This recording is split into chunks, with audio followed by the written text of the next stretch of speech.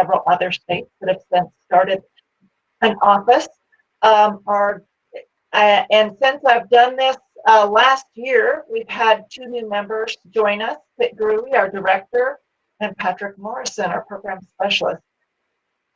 India Nielsen Barfus was helping me with the grant, and she has now moved to being responsible for all of our major events, as well as several other initiatives. Our mission is, very short. It's sure all Utahns can live a healthy lifestyle through outdoor recreation, and that is the basis for all of what we do, including this grant, because the infrastructure and the trails and other things that we hope to help fund and invest in can provide that great quality of life that we have come to love and enjoy through outdoor recreation, and really benefits our communities. And I just want to go ahead and talk through our agenda quickly. Before I do, we've released our 2021 program guide. There's the link right up at the top, business.utah.gov/outdoor/grants. You're welcome to go ahead now, download a copy. That'll be very helpful during the entire application cycle. We're really happy with it, so make sure you use that as a resource. As you can see, every year we try to improve our grants. So we want to kind of go over what the grants are, what's new, and then get into a little more specifics with our UORG grants, Regional Asset Tier, Mini-Grant, show you our past projects.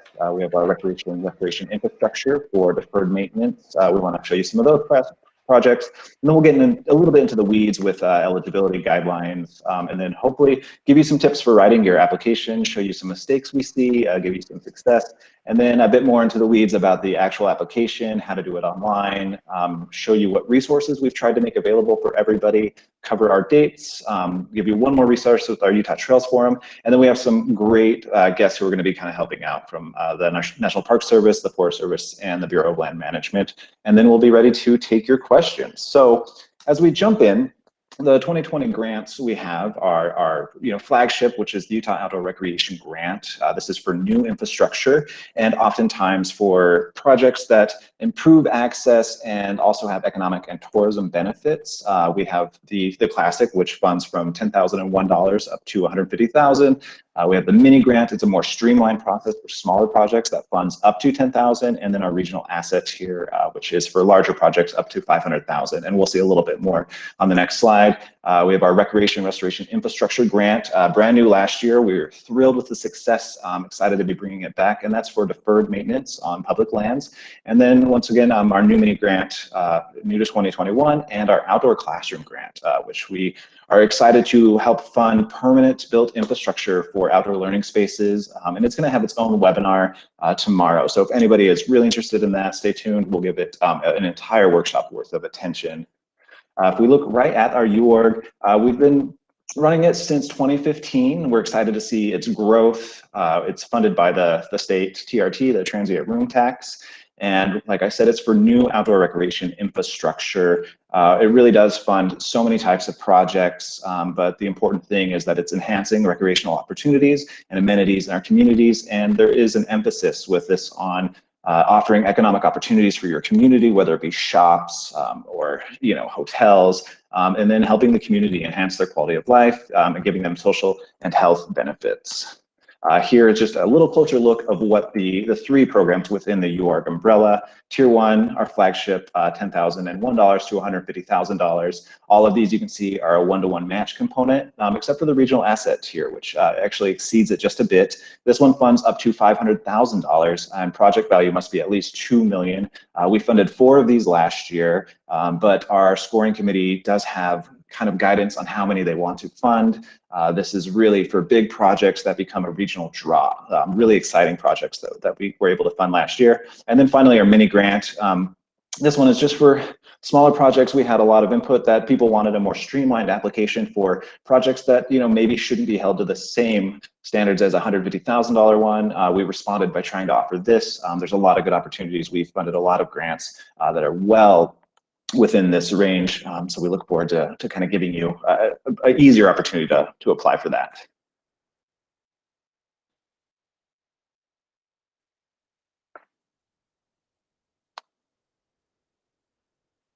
And if we want to look at some of the eligible infrastructure. Oh, sorry about that, Pat. No problem. Go ahead, Dan. Yeah, I just wanted to go into the eligible outdoor recreation grant infrastructure types, but I wanted to emphasize that if you've got a question, please type it into the chat line and we can answer it. India will help us keep track of those. And as you think of things, please go ahead and put it into that area so it'll be easier. All of the infrastructure that is eligible for the Utah Outdoor Recreation Grant is infrastructure that would support any of these activities. You can find this on page 6 of your program guide. So this does not include things like pickleball courts or soccer fields and some of those typical playgrounds and that kind of thing.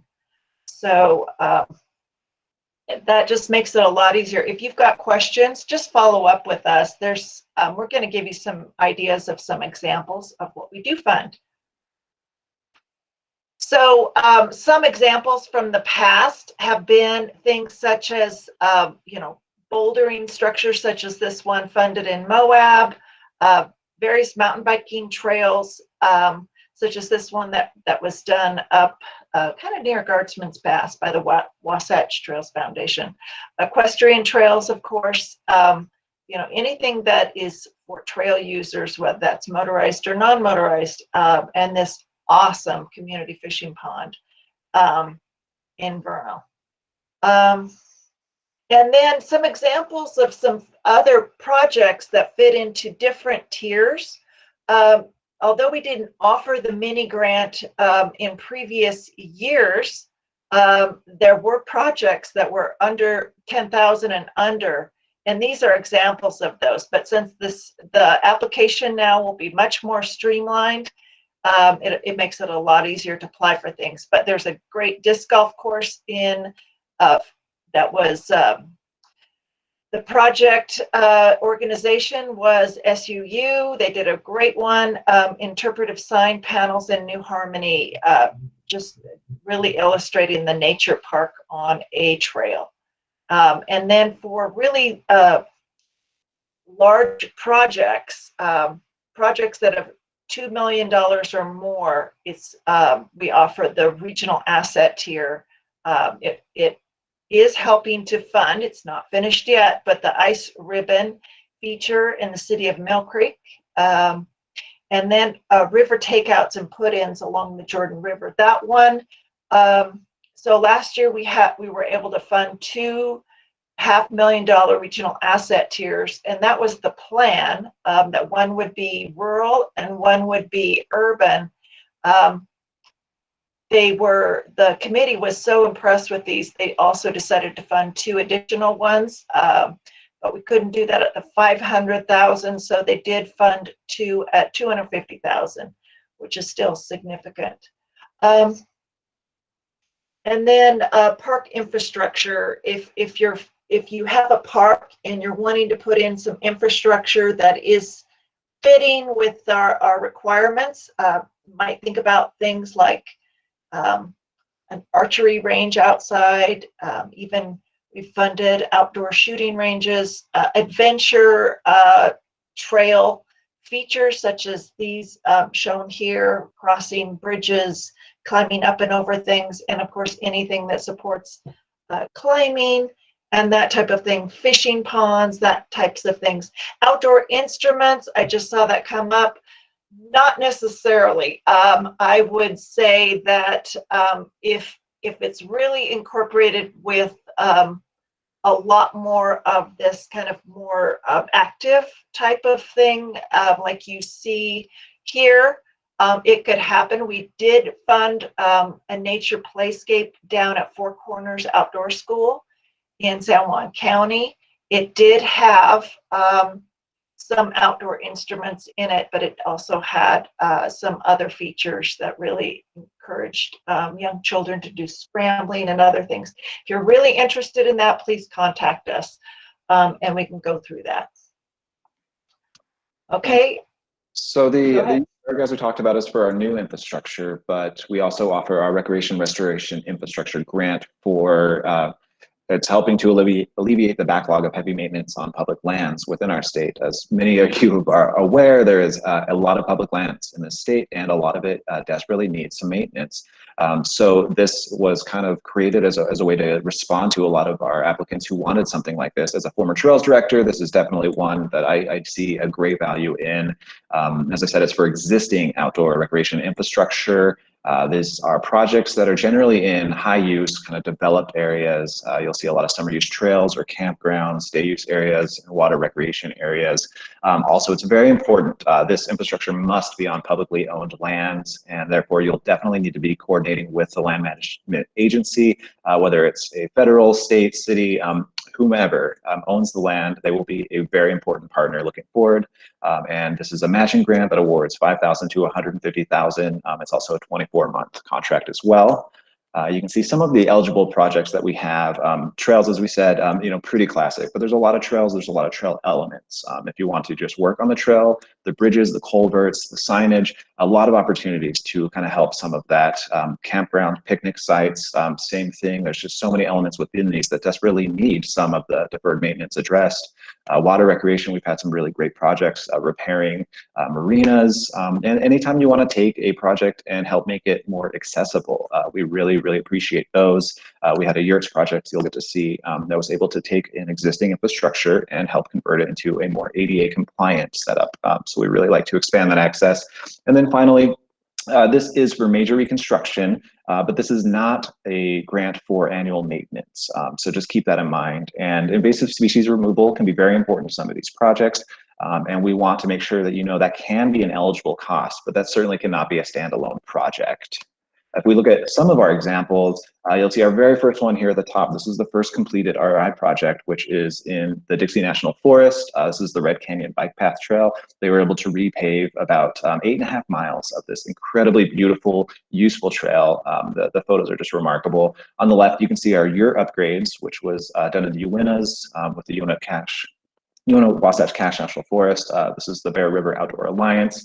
They kind of helped create better bathroom facilities, safer power, and really did a nice upgrade on this to make this more accessible for everybody. A more classic one is this one on the right with the conservation legacy and this restoration of these trails here. And then finally, SUU is doing this awesome campsite renovation.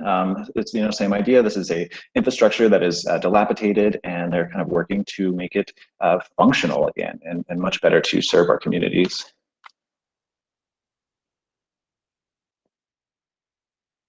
Yes, and I'm just going to stop right here and answer a couple questions. There have been a few folks that have asked about grants for programming. We did have last year the Utah Children's and Outdoor Recreation and Education Grant. We do not have that. That was funding for 1 year. However, we are hoping to bring that back. So please stay in touch with our office and contact me to find out, what we're envisioning for that. But we do have, because we do have funding for infrastructure, we have an opportunity with the Utah Outdoor Classroom Grant. This would be permanent infrastructure that could be placed on a school campus or the campus of a nonprofit, or it could be done for a tribal group. It awards up to $10,000 for this, and it is expressly for K through 12 students, not the pre-K age group, and it is to support nature-based STEM learning. So if you want to find out much more about that, we do have tomorrow at 4 o'clock a session, the Utah Outdoor Classroom Grant Workshop. If you can attend then, it will be recorded and you may watch it later. We'll be sending out links. Thanks. And on the matching requirements, I just wanted to go through, it is given as a reimbursement. You'll want to keep track of all invoices and receipts in the course of the project construction. It is a 50-50 match, and each applicant match at least half of the applicant's match must be cash. that can include funding help from partners. And for the RI and UORG Mini-Grant, it can be a combination. The match can be a combination of the partner and applicant, which is perfectly expected. And then the regional asset tier, it's going to exceed that because it is a $2 million project or higher, and the most we can provide there is $500,000. And I just want to emphasize that all grant applicants must put in some amount of cash into the match to show skin in the game. What has happened sometimes is that we have federal land management agencies that aren't able to directly apply due to the constraints that we have in our administrative code. But they can certainly work to get a project, but they must partner with a Friends of organization or a community or the like, some other nonprofit. And to do that, they can then apply, but it cannot be that their eligible applicant partner puts nothing into it. So a little cash can go a long way towards making sure that gets approved by the scoring committee. And then what's allowed in the cost or match. This is also covered in the program guide, so you can look at it really much more in depth. But you know, it's just, it can go into you know, whether the cost it's paid for by the grant or you're providing it as an in-kind match. That can be costs for trail building machinery, hand tools, land clearing, anything that is needed, or rental of some of those things, and services provided like skilled and unskilled labor, other construction costs, and gifts and donations, as long as they're used during the contract period. And some amount of engineering plans can be used as a portion, up to 15%. And disallowed costs are things like, you know, storage building that don't have other, you know, that aren't being used for things other than recreational equipment, use of your own equipment. If you don't charge yourself for the use of your own equipment, it can't be used as a match.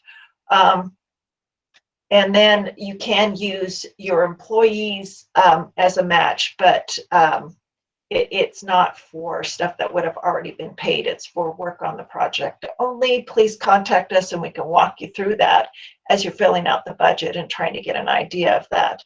And just wanted to emphasize, we don't pay for the cost of you know, your professional grant writer and applying for this grant, nor do we pay for grand opening costs or marketing.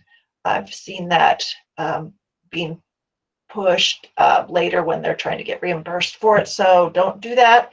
And also ongoing maintenance for the infrastructure is something that you're going to want to have a plan for. But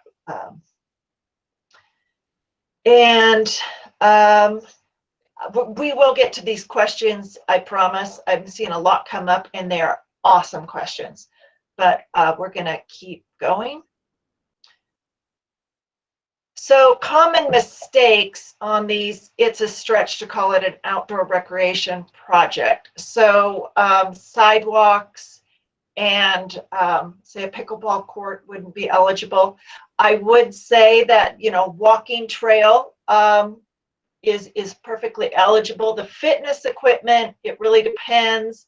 Probably not stuff like chin-up bars and that type of thing, but you know, we did fund something that was kind of along the lines of you know, kind of a real cool adventure obstacle course, which is really cool, down in Beaver County. So that kind of thing would be eligible.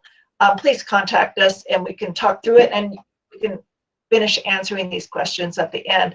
Lacks detail. It really is important within the description of your project on the application and in the abstract as well, that you really provide the detail needed. What type of trail? How long is it? How wide? What's the material? and and so on for the different types of infrastructure.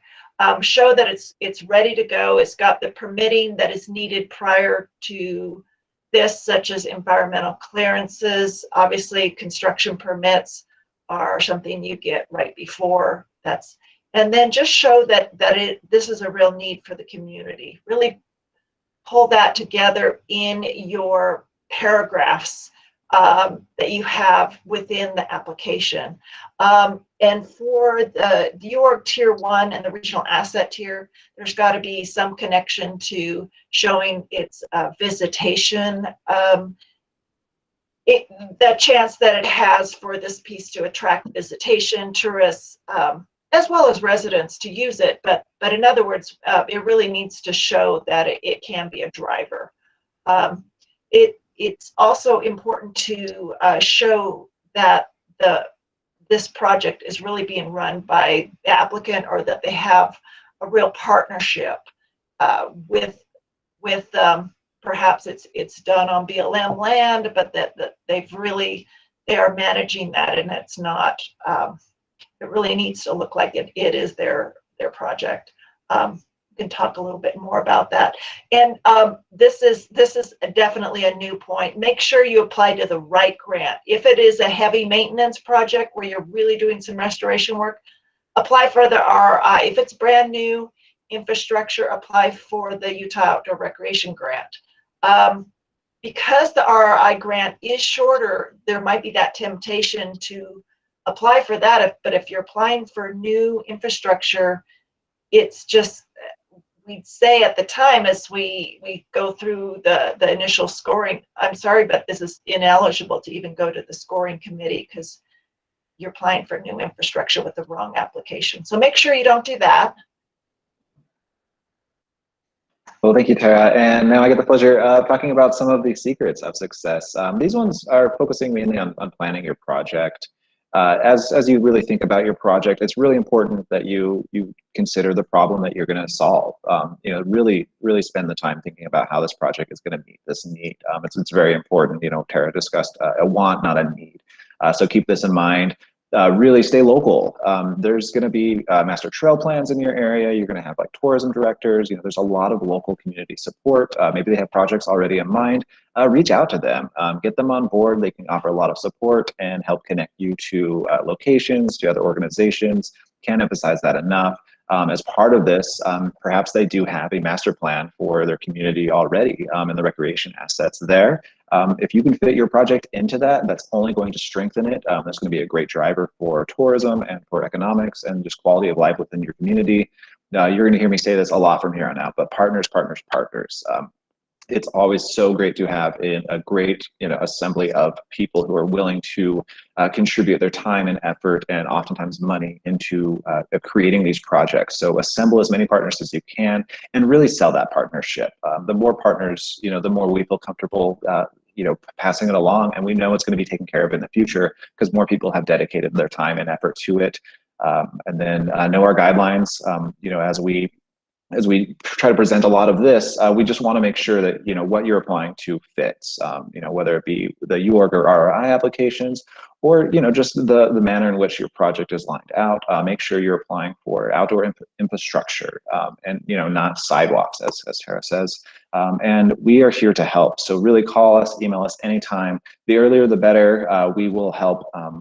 Every single day that we can. That's ultimately why we're here to do this workshop and to reach out to have that. As we look at the application specifically, a lot of this may seem like pretty clear, but it's very important you proofread. Make sure you have a correct organization, your contacts are all correct. We will need this to reach out to you, and we just want to make sure we're reaching out to the right person. As you're starting to craft it, make an impression. Think very long and hard about your project abstract and project description. The way these applications are scored is, we get so many applications, but we only have so many committee members on our scoring committee. So they can only read so much. Oftentimes, they're really looking at these project abstracts and project descriptions. So if you can really sell your project, address the need, and show what you're going to do, that's going to be very helpful. Start early. This is kind of a rule for almost all things, really. Just take the time to gather all the documents you need, the letters you need. The earlier you start, if you have any hiccups, you can get with us, we can help you, your community can help you. So really want to make sure to emphasize that you start early. You know, the last week might be just a little too late for us to be able to help as much as we want to be able to. Keep in mind that once it's submitted, it is used word for word by our scoring committee and in the statewide reporting. So any errors we see, we can't go in and correct that. And that's just going to reflect on your application and the project. So going back to the top, just proofread, understand when you do submit it, that it is done.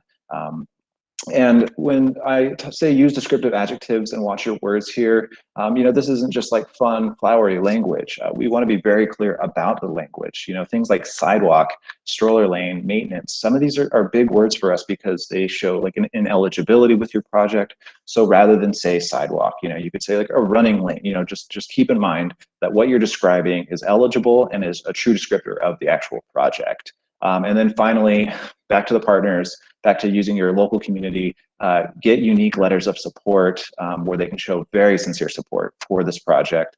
You don't want to, just have a bunch of formulaic letters. You're going to have shop owners, hotel owners, restaurants, tourism directors, bike clubs. There's just so many wonderful people in these communities who want your projects to succeed, and they will show you support. Start early, give them time. But they're there to help and really, encourage and support that, they want to support that. When we get into the actual application, this is just kind of a breakdown of what is on the application, so you can kind of have an idea. And once again, all of this is in our program guide, so we really hope you're going to use that as a good resource. But the application consists of your contact, project summary, project readiness and scheduling. Here you'll have like a template for your actual timeline. This is where you demonstrate that it is shovel ready. We like to prioritize projects that show a readiness and can kind of break ground within 6 months. The economic impact is very important. Outdoor recreation is wonderful because it helps the quality of life, physically and mentally, but also economically. Our gateway towns, our urban settings all really benefit from that, and we want to support that growth.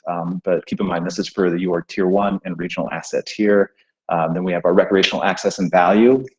Part of our mission is to ensure all Utahns get access, and we want you to show that within this section. And then finally, we have our required supportive materials and attachments. A lot of these, we have templates, we have step-by-step guides that you can find on our resource page, but Tara's gonna go ahead and walk through some of these attachments.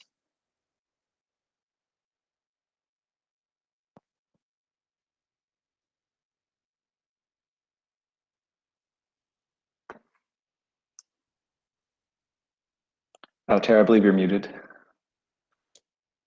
Sorry, thank you. I was just going to say, on these required supportive materials, these are things you can get started on now, so that at the time you apply in January, you can really get this done quickly. Location map, that'll be required. Those are easy things to get. Just create it with Google Maps. W-9 form, this is important, so you can get paid from us. The application logo, so actually that should say, Patrick, applicant logo, not application logo, but applicant logo, because it will be something that we point to as your project, and that will be all that we have for it at this point. Recreation site plan, engineering plans, conceptual drawings. Especially the recreational site plan, which is also often a conceptual drawing. Those things you should have before, so that they can get a real good visual of what it is. If you have engineering plans, this can substitute for us, but you do not have to have engineering plans at the time you apply. Oftentimes we know that your project isn't a go yet until you get funding, right? So that's the reason you're coming to us, is because you need that last amount of funding before you can get to the point where you get the engineering plans. You'll want to get that letter of support from the local tourism or economic development office for if you're applying for the Utah Outdoor Recreation Grant, either Tier 1 or the Regional Asset Tier. It is not required for the RI nor for the Mini-Grant. A statement of responsibility is something basically that says, after it's been funded and built, we will be, whoever that organization is, we will be responsible for the annual upkeep and maintenance for this trail or other types of outdoor recreation, and we'll keep it in good shape and the likelihood. So whoever that is, it might not be the applicant, but whoever that is needs to write up something like that. We do have a template for it, but you're free to have another type of a document that could be on letterhead from that organization. Budget spreadsheet, we do have that downloadable. The first tab of that is just an example of how it is. Make sure that you are reviewing what is eligible and ineligible as a match or expense. And then a written confirmation of donations from financial partners. If you are getting donations from financial partners, just to kind of show that, that could be even a PDF of an email. So just keep track of those and have those in a file all ready to go. Timeline, we provide 18-month timeline sheets or for things like the mini grants, and a 24-month timeline for the Tier 1 and above Utah Outdoor Recreation grants. And if you have a if you are doing a project that is not on land that is under the control of the applicant, there needs to be some kind of document showing that you are working with permission and participation from the relevant land management agency, or perhaps it is a trail that does go over private land. So a copy of a memorandum of understanding or relevant landowner agreement, copy of that that you would upload and provide would be appropriate. And then any federal permits or letters stating their status is definitely going to help you show that you are really ready for this. And as you can see down below, there are some links for that that you can get off of the application portal. And it is on our grant work website. So,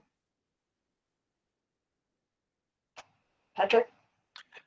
Yeah, so when you do decide you want to apply, we will be releasing the actual application portal when the period opens, and that's going to be January 20th, 2021.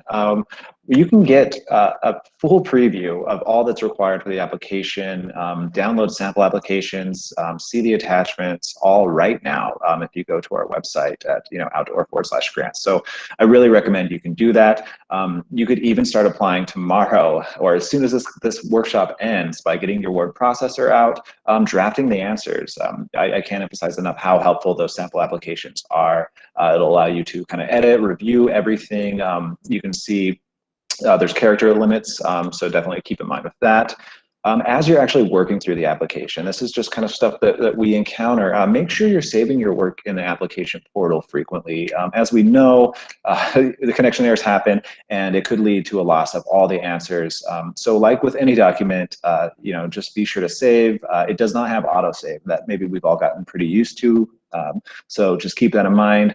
For each question, there should be a help button. The help button is going to be incredibly helpful. It's just going to kind of dive into maybe a little more detail of what we're looking for or what's expected with each answer.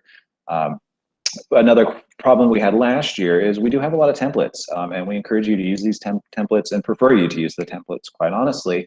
But when you do use those, make sure you are saving them and then filling them out and then re-uploading them. Oftentimes people will just click them, and they'll view it in your browser, they'll fill out the information and then hit submit, but then they just show up on our end just completely blank, and then we have to reach out and have you do it again. So just so you can avoid that, make sure you're saving those, filling them out, and then re-uploading them. And we do have a 20 meg attachment limit. It's rarely a problem, but just keep in mind as you are adding attachments like maps, your support letters, etc. Just keep in mind that if you do see an error and you're not sure what, check the size of that file, because that is a pretty common error that we do see. Some of the important dates as we enter are grant cycle. It opens Wednesday, January 20th, 2021, and it closes Friday, March 19th, 2021 at 5 p.m. I really want to bring attention to this early deadline, March 1st, 2021. This is your opportunity to finish your application and submit it to our staff, and we will give it a full review, do everything we can to identify any weaknesses, any strengths, any grammar errors. There's just a lot that we can do. However, we do need to keep that deadline at March 1st, because as we approach the final deadline, we really do get quite busy. So this allows us to give it the attention it needs. And we hope to announce early May 2021, assuming no earthquakes this year. And you'll hear me say it again, but please start early, reach out. We're definitely here to support in any way that we possibly can. And I just kind of want to talk about just the final of our resources. We've released this program guide. Hopefully everybody's had an opportunity to go download it. That's going to walk through so many things that are going to be helpful of all of these grant programs. We have an actual resource page set up at business.utah.gov/outdoor/grants. There you can find the link to download that guide. You can see those full application samples that are going to be so helpful. We have a lot of planning resources there if you need help on figuring out how to build, how to sell the program. There's just a lot of great resources there. We have budget step-by-step webinars, as well as an application webinar. So if you want to dive a little deeper with one of these webinars, those links are going to be there. You can find your attachment templates, and plenty more that I just did not list on this. So feel free to poke around on that. We want to make sure that you have the resources to succeed, and there may be no better resource than Tara and myself. You have our contact information there, and we'll also have that displayed on the last slide. So don't need to worry about writing that down right now. And then we have one last resource that we really hope you're going to take advantage of, and I want to let Tara introduce that. So this is the Utah Trails Forum. This is a brand new initiative, and this says it's bringing together trail advocates and professionals, volunteers, community leaders. It's meant to advance the building and care of the natural surface trails. So it really encourages these partnerships to plan, build, maintain trails from start to completion. And this, we hope, will be a real learning resource for individuals to really further their knowledge of trail building and maintenance. We have also, and we'll send this out in a link with follow-up materials, but Utah State University did create an online first course in their Master Trail Stewards program. If you've ever heard of Master Gardener program, this is kind of like that, but this is the first in the country. So you can get online, and for $10, you can go through and really get trained on the basics of very basics of trail building and maintenance. This is really perfect for those who are really new to it, and especially your volunteers. So we'll send that out, and there will be more learning resources in the course of next year.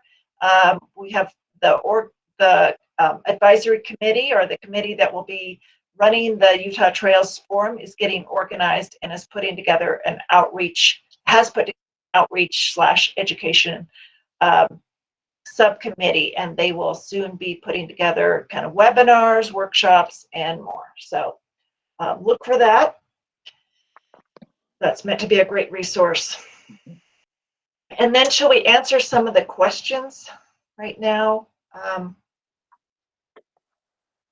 I will go ahead. Let me get those pulled up here.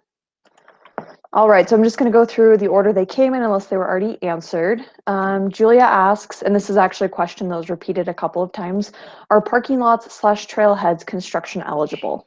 Yes, parking lots technically are, but the scoring committee will not get excited about them unless there is a little bit more to it than just the parking lot. When there's more applications and asks for funding than there is available, they probably won't be prioritized unless you've got a real needs-based reason. So if you're going to want to improve that, you're going to want to really improve your trailhead, or do some other things that are connected with improving the trail and trail access. But if it's parking lot only, it just won't be sexy enough for the scoring committee. And Tara, would you kind of give the same answer about restrooms at trailhead access as Yeah, similar to parking that's lots? true.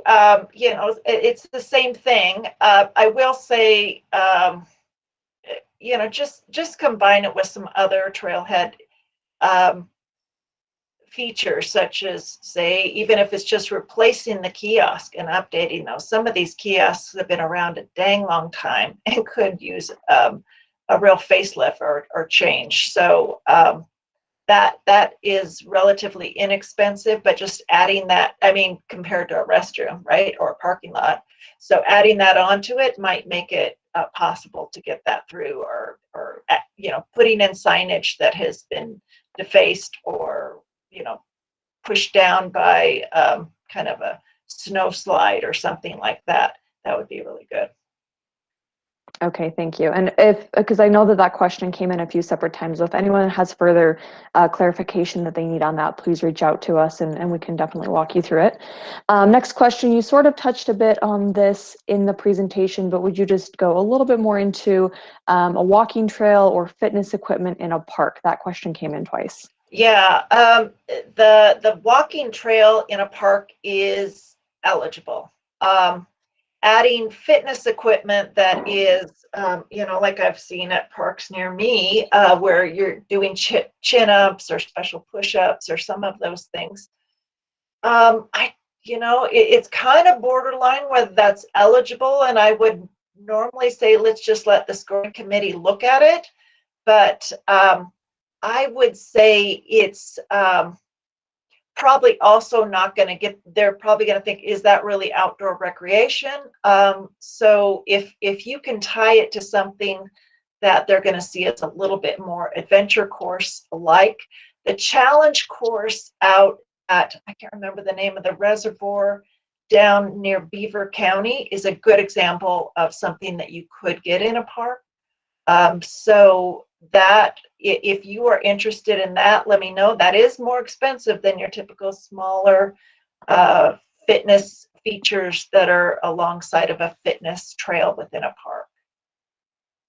And the adventure course kind of thing would also be eligible. Okay, India, what else? All right, so this next question, I'm putting it back in the chat as well, just so you can see it as I'm reading it. It came in from Eric Ellis.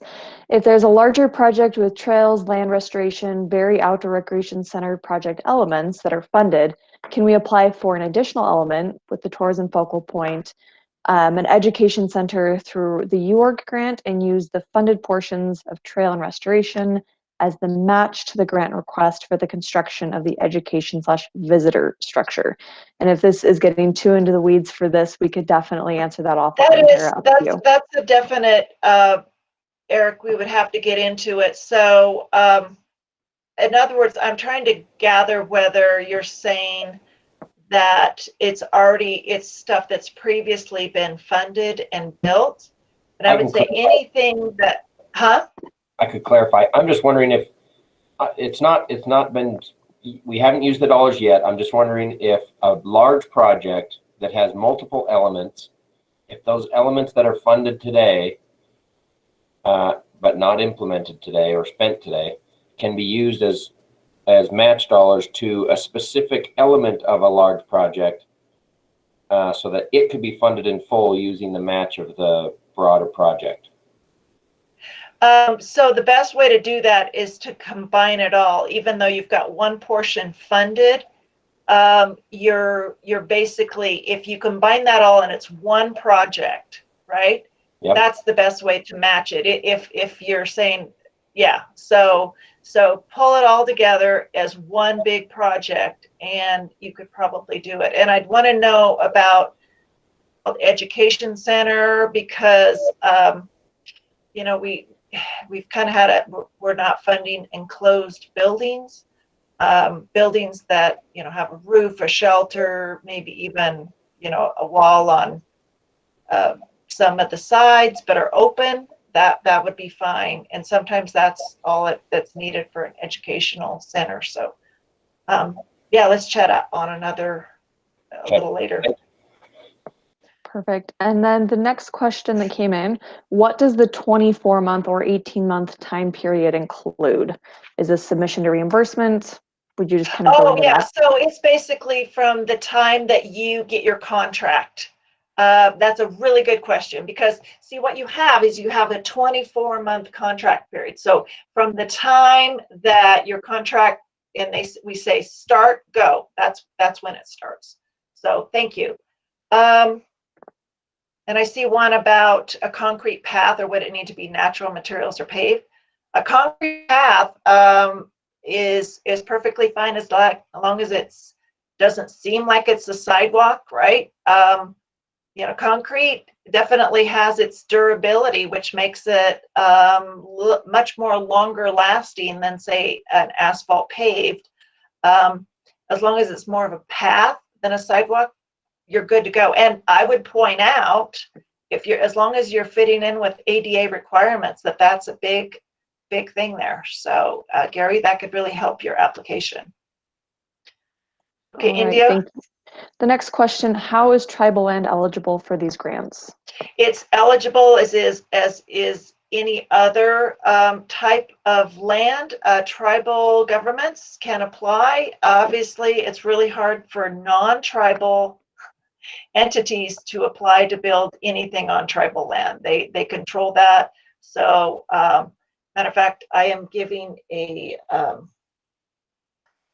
workshop with the Utah tribal leadership tomorrow. So, because we are really wanting to encourage the tribes to take advantage of this opportunity for grant funding. Okay, thank you. Farron City Recorder asks, if we were given a grant last year, how much of that project needs to be completed before we could apply again? If it's a completely different project, it doesn't have to be complete at all. If it is a phase 1 of a project and you're applying for a phase 2, it should be winding down and ready to be complete by May, which is when your contract might start. Thank you.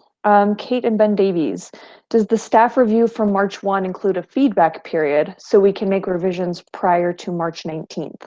Yep, that's the whole objective. Okay, For you to terrific. make those, yeah. Gary, you answered his question about concrete. Julia asks, would property boundary fences be eligible for an application that is also looking for trail construction funding for a public access park? Additionally, would land restoration work count for the match requirement? Yes, yes. The land restoration work counts for a match requirement, provided that is inclusive, just like it was for Eric Ellis's project. As long as it hasn't already been done, you include it within the project. Property boundary fences can be super important. And should the trail need something like a cattle guard, gates, any of that, to enter onto property, or shared use areas, such as, where cattle might be grazing, all of that stuff is eligible. But property boundary fences, I can't emphasize this enough. As long as you've got trail restoration work, and the trail's being constructed, but it's not one of those things where we already did the trail, now we need the property boundary fences. Again, it's kind of looks like, yeah, that's eligible, but you can see why the scoring committee wouldn't be excited about it. If that All right, answers thank the question. you. I think I got to all of the questions that are in the chat so far. If I missed your question or you have a new question, please feel free to put it back in the chat. I'll make sure that we see that. And with that, Patrick, I'll turn it over to you to send it along. Yeah, and let me just say something too about the National Park Services RTCA slides. If your project right now is something that you've got written on the back of a napkin, basically you are not ready. You don't have real landscape architect designed conceptual drawings. You could really use help from the Rivers, Trails, and Conservation Assistance Program. And that's not all they do. And I just wanted to put in my very enthusiastic plug. Great, and I guess with that, I'm excited to introduce Betsy Byrne. Yeah, thanks. Thanks for that, Tara. Thanks for that handoff, Patrick. Can you guys hear me okay? Good, okay. So Yeah, I'm Betsy Byrne. I am with the National Park Service Rivers, Trails, and Conservation Assistance Program. And what we do is just we support community-led outdoor recreation and conservation projects. So sort of like Tara said, if you've listened to this and you said, we're not quite ready to apply for grant funding, we need to get our ducks in a row, we need to do some planning, that's potentially a way in which we can come and help you. It is your project. We're there just to support you with some technical assistance. There's no cost for our technical assistance. We don't bring funding, but we can help you perhaps identify some sources of funding as we work our way through the planning process with you. Patrick, next slide, if you would.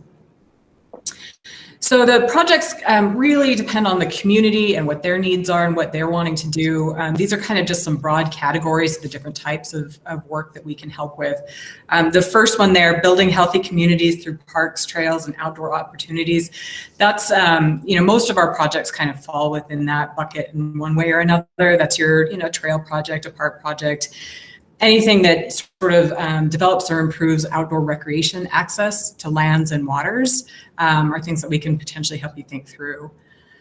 We also can help with conserving natural lands, rivers, and watersheds, like say a river restoration project or a green infrastructure project, things like that. We can help with engaging youth in outdoor recreation and stewardship, and sometimes that's helping, involve them in the planning process or something like that.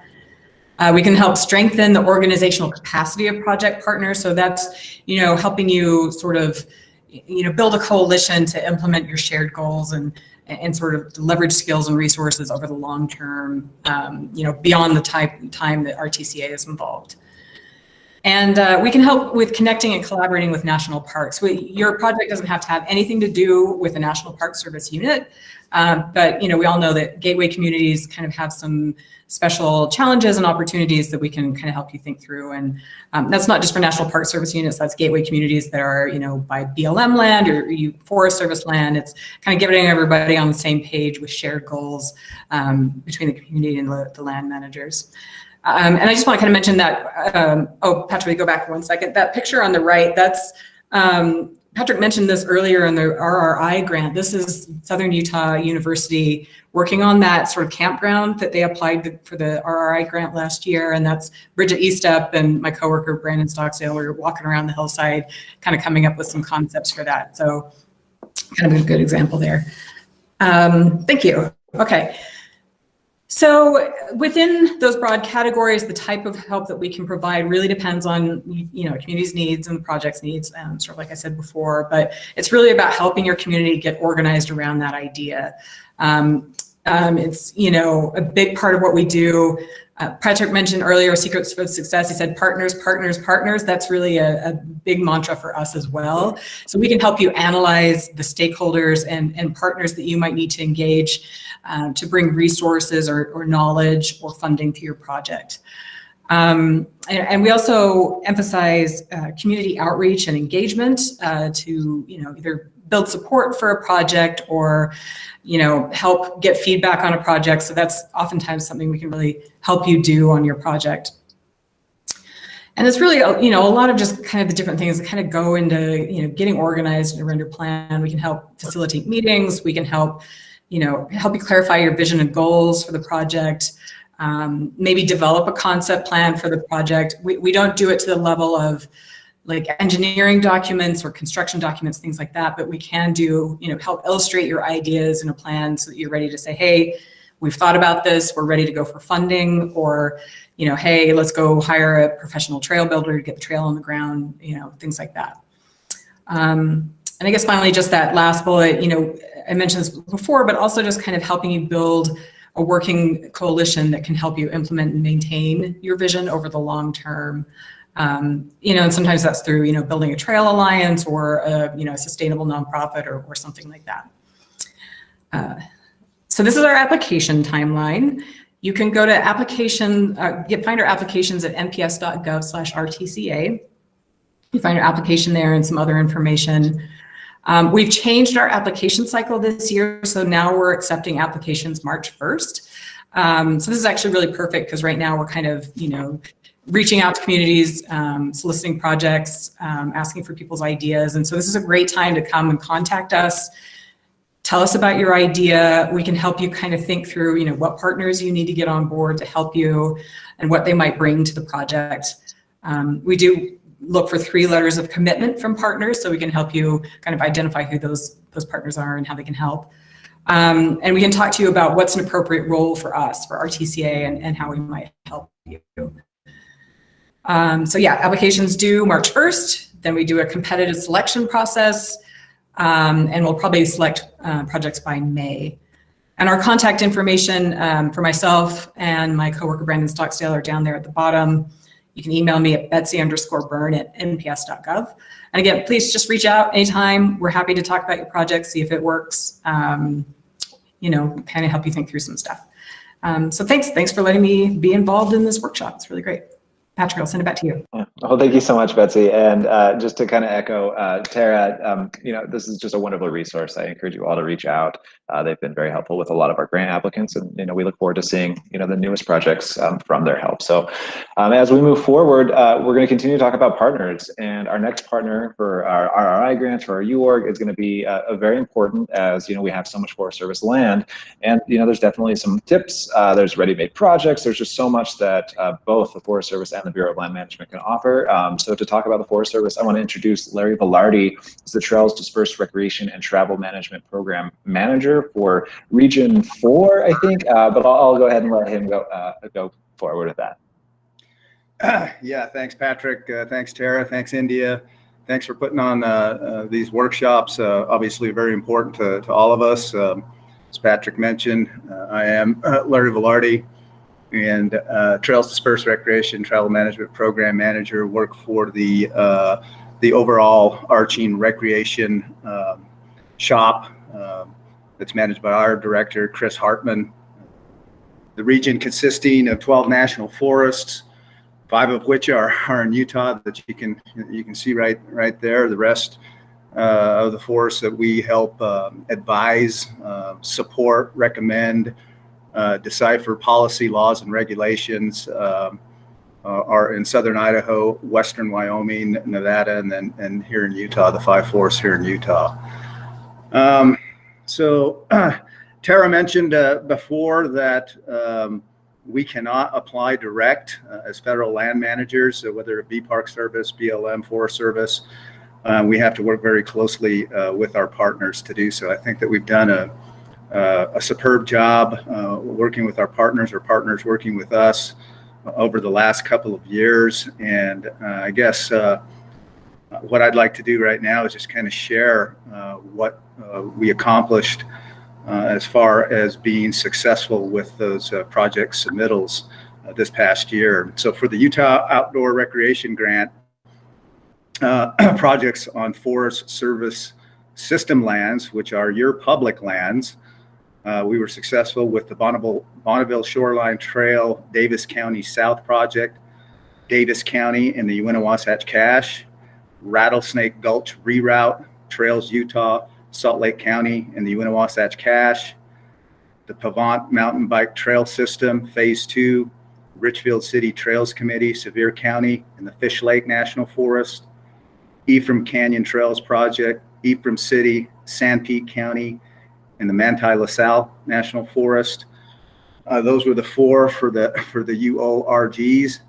For the Utah Recreation Restoration Infrastructure grant projects on Forest Service system lands, public lands, ADA Yurts 2020, Bear River Outdoor Recreation Alliance, Summit County in the Uinta-Wasatch Cache, Alpine Creek Loop Restoration, Bryan Head Town, Iron County in the Dixie National Forest, Crystal Lake Trailhead Reconstruction and Expansion, Summit County Government, Summit County in the Uinta-Wasatch Cache, Flaming Gorge Little Hole National Recreation Trail Restoration, Flaming Gorge Community Foundation, Daggett County and the Ashley National Forest, Gates Lake Trailhead Improvement Project, Paiute Trail Committee, Sevier County, Fish Lake National Forest, Jacob's Ladder Trail Reroute to Lone Peak Cirque, Salt Lake Climbers Alliance, Salt Lake County in the Uinta-Wasatch Cache, Lakeshore and Tasha Creek Trail Restoration Project, American Conservation Experience, Sevier County in the Fish Lake National Forest, Logan Canyon River Trail Improvement, Stokes Nature Center, Cache County, and the Wasatch Cache. Reconstruction of Spruce's Campground, Kane County, the Dixie National Forest. Red Canyon Bike Trail Restoration Project, Garfield County Economic Development, Garfield County, and the Dixie National Forest. Wasatch Cache National Forest Trail Restoration, Utah State University, Utah Conservation Corps, Summit County, and the Wasatch Cache. And last but not least, Wasatch Plateau Non-Motorized Trail Restoration, San Rafael Backcountry Horseman, Emery County, and the Manti LaSalle.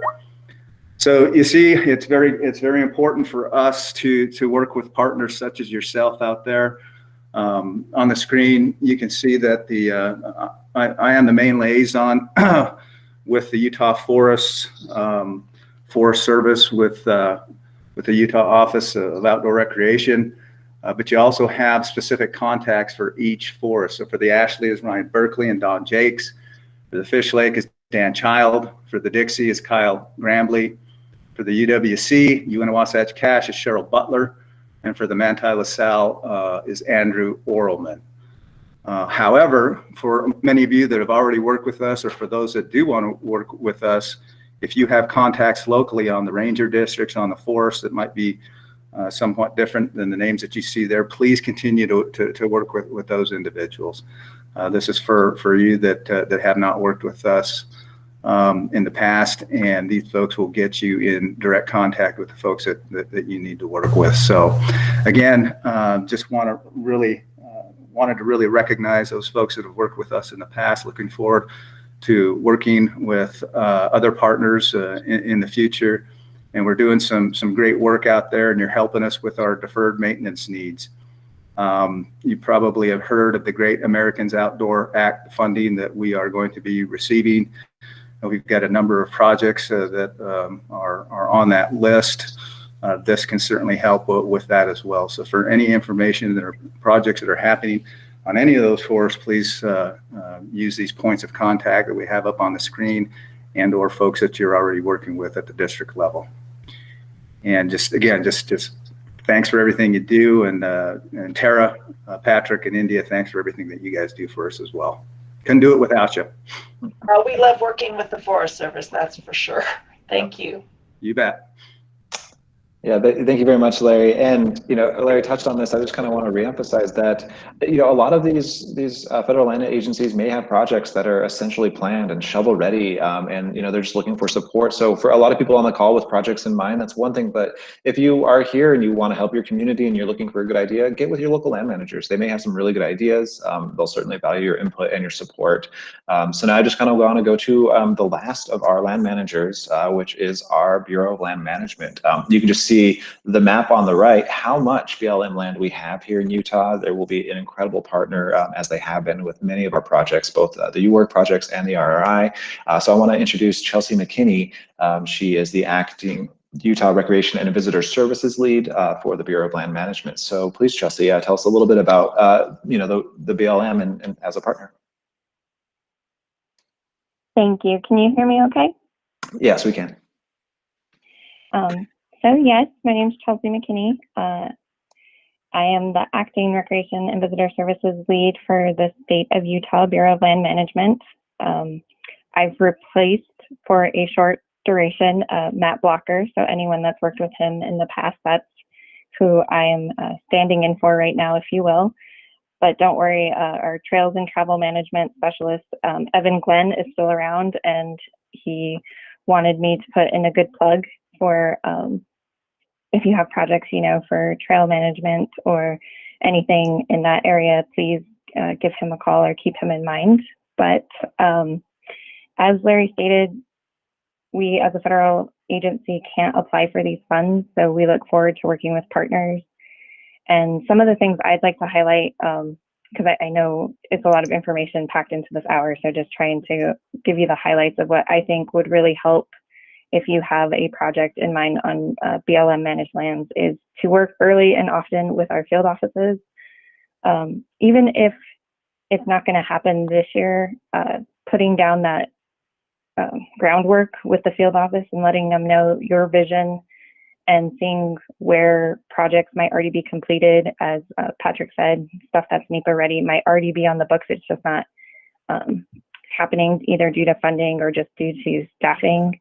So if you guys come early and have those conversations, it should help us, maybe not this year, but maybe the following year. And, you know, early is always better than later.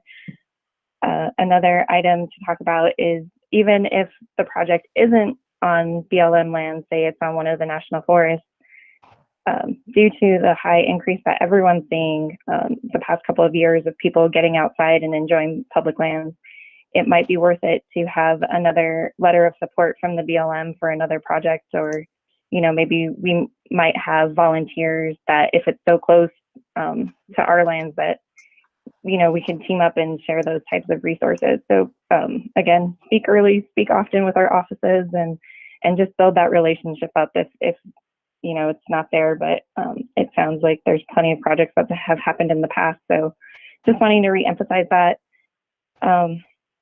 Again, timing with it, if it's completed, if the NEPA is completed or almost completed, and you guys want to get a head start, because it's an exchanging of funds, you know, that is another step in government. You might take an assistance agreement, and we might need to lay the groundwork for that and go through that process. So again, that's why we really emphasize the talking early and often with us.